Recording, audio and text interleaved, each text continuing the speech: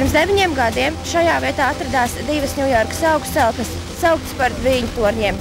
9. septembrī divas Al-Qaidas kaujinieku vadītas lidmašīnas sagrāva torņus. Tā bija diena, kad pasaule pieteica karu terorismam. Pat labāk traģisko notikumu vietā aktīvi rosās būvnieki, lai līdz nākamā gada 11. septembrim, kad apritēs 10 gadi kopš teroristu uzbrukuma, paspētu pabeigt piemiņas memoriālu. Izvērtījuši vairāk nekā 5000 dažādu ideju no 63 pasaules valstīm par to, kam būtu jāatrodas sagrauto torņu vietā, nopietnus būvniecības darbus amerikāņi sāka pirms 4 gadiem, par pamatu ņemot divu amerikāņu arhitektu Maiklu Ārādu un Pīteru Volkeru iesniegto ideju. Mēs pašlaik atrodamies Ziemeļtorņa vietā, kur tiek veidots apmēram akru un liels baseins. Šeit būs ūdenskritums, kas sāksies no lielā baseina malām 35 pēdu augstumā un satecēs mazākā baseinā centrā. Uz baseina malām tiks iegravēti upuru vārdi.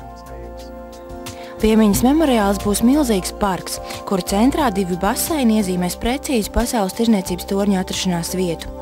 Baseinus ieskauž 400 ozolu un ambras koki, kas slāpējot pilsētas skaņas un ainas, radīs intīmu un mierīgu gaisotni vienmēr skrienošās Manhetenas pašā centrā.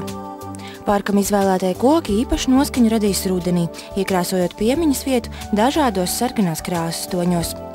Paviljons, kas vizuāli būs līdzīgs pasaules tirzniecības centra stiklotajai fasādei, ar katastrofas vietā atrastajiem torņu trīsžuburiem foajē, būs ieeja memoriāla muzejā, kas atradīsies pazemē un atsegs fragmentus no sagrauto ēku pamatiem. Dodoties lejā, pirmās skatām pavērsies atliekas no tās sauktajām izdzīvojušo kāpnēm, pa kurām 11. septembrī izglābās vairāki 100 cilvēku.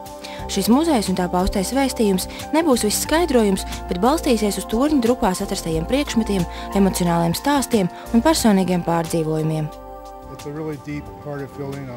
Šeit strādājot pārņem ļoti dziļas sajūtas. Dzirdēt stāstus no upuru ģimenēm, tas ir ļoti aizkustinoši.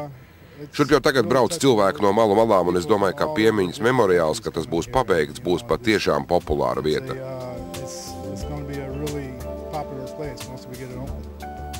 Lai gan neviens īsti nešaubās, ka memoriāla atklāšana ir iespējama un būtiski svarīga, nodošanas termiņš tiek pārlikts no gada uz gadu.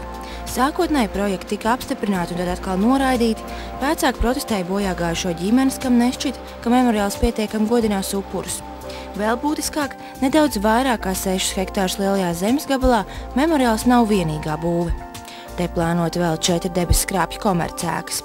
Pirmā celtne, kuras sauks par Freedom Tower, jeb brīvības torni, būs tieši 1776 pēdas augsta, kas saskan ar Amerikas dibināšanas gadu. Te būvniecība, protams, noris daudz aktīvāk un ietekmē arī memoriāla izveidi. Lai nu kā, strīdi šajā jautājumā nenāk par labu nevienai no pusēm, jo diezin vai bez sakoptas un sakārtotas teritorijas katastrofas vietā izdosies izdevīgi iztirgot vai izīrēt apkārtējos īpašumus.